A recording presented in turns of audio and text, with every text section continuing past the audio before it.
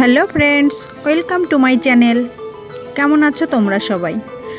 এখন যেহেতু আমের সিজন, তাই বাঙালির প্রত্যেকের ঘরে ঘরে প্রায় প্রতিদিনই আমের কোনো না কোনো রেসিপি হয়ে থাকে। এই যেমন ধরো আমের পাতলা জল টক, আম দিয়ে ডাল, আবার আমের চাটনি, আচার, আম তেল, কত কিছুই হয়ে থাকে। তবে আমি আজকে তোমাদের সাথে শেয়ার করব আমের চাটনি, তাও আবার কোনো রকম তেল ছাড়া। তার জন্য দেখতেই পাচ্ছ সবার প্রথমে আমি নিয়ে নিয়েছি দুটো আম দুটো কিন্তু বেশ বড় সাইজেরই। এবারে আমি আমগুলোকে কেটে নেব। আমি এখানে দেখতেই পাচ্ছ খোসা সহ একটু লম্বা লম্বা করে কেটে নিয়েছি। তোমরা তোমাদের পছন্দ মতো করে কেটে নেবে, চাইলে খোসাও বাদ দিয়ে দিতে পারো। আমি ভালো করে আমটাকে 2-3 বার ধুয়ে নিয়ে তারপরে জলের মধ্যে ডুবিয়ে আমি জলে একটু হলুদ দিয়ে 10 মিনিট মতো ভিজিয়ে রেখে দেব। তোমাদের হাতে সময় থাকলে আধ ঘন্টাও রাখতে পারো, তবে 10 মিনিট রাখলেও হয়ে যাবে। 10 মিনিট পরে ওই হলুদ জলের মধ্যে আমগুলোকে খুব ভালো করে একটু ডলে ডলে ধুয়ে নিতে হবে।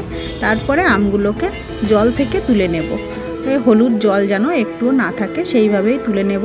এই হলুদ জলের মধ্যে কিন্তু আমের যে কষটা থাকে ওটা বেরিয়ে আসে, তার জন্যই ভিজিয়ে রাখা। এবারে চাটনি তৈরি করার জন্য সবার প্রথমে গ্যাসের ফ্লেমটা কম করে একটা কড়াই বসিয়ে তার মধ্যে আমি দিয়ে দেব আমগুলোকে দিয়ে আমি এর মধ্যে সবার প্রথমে দিয়ে দেব পরিমাণ মতো চিনিটা এখানে একটু বুঝেই দিতে হবে, কেননা আম অনেক সময় টক বেশি বা কম থাকে।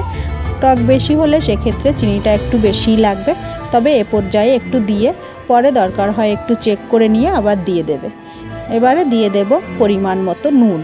চাটনিতে খুব বেশি নুনের দরকার হয় না।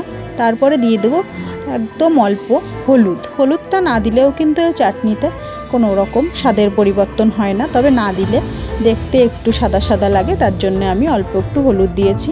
এবারে আমি দিয়ে দেব অল্প একটু জল। আমি এখানে জলটা খুব অল্পই দিয়েছি।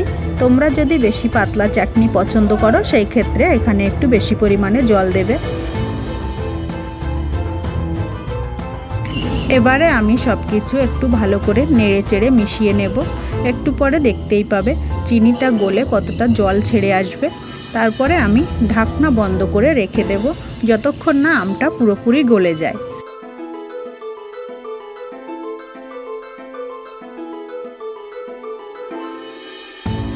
আমি 10 মিনিট মতো ঢাকনা বন্ধ করে রেখেছিলাম, তাতেই দেখতে পাচ্ছ আমটা আমার একদম গলে নরম হয়ে গেছে।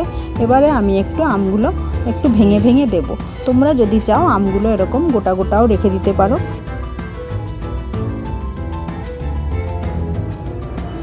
আমগুলো একটু নেড়ে চেড়ে মিশিয়ে নেওয়া হয়ে গেলে আমি এখানে আরও 5 মিনিট মতো মিডিয়াম ফ্লেমে জাল করে নেব, যাতে এই আমের যে এক্সট্রা জলটা এটা শুকিয়ে আসে। আমি চাটনিটা একদম একটু মাখো মাখো মতো রান্না করব। দেখতেই পাচ্ছ 5 মিনিট পরে অনেকটা শুকিয়ে এসেছে। এবার এর মধ্যে আমি সবচেয়ে একটা ইম্পর্টেন্ট জিনিস অ্যাড করব। আমি এখানে 3টে এলাচের থেকে পুরো দানাটা বের করে নিয়ে একটু থেতো করে একটু হাতের মধ্যে ডলে নিয়ে আমি এর মধ্যে মিশিয়ে দিলাম। এতে কিন্তু চাটনির টেস্টটা পুরোপুরি বদলে যাবে। তোমাদের কাছে রিকোয়েস্ট রইল একবার হলেও এইভাবে চাটনিটা তৈরি করে দেখবে, সবাই প্রশংসা করবে। তো বন্ধুরা দেখতেই পাচ্ছ আমার চাটনিটা তৈরি হয়ে গেছে। আমি গ্যাস বন্ধ করে দিয়েছি। এবারে আমি এটাকে নামিয়ে নেব।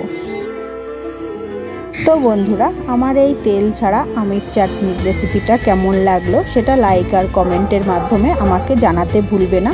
আর যদি ভালো লাগে তাহলে অবশ্যই আমার চ্যানেলটা সাবস্ক্রাইব করে দিয়ে আমার পাশে থাকার অনুরোধ রইল। ধন্যবাদ সবাইকে পুরো ভিডিওটা দেখার জন্য। সবাই ভালো থাকবে, সুস্থ থাকবে। নমস্কার।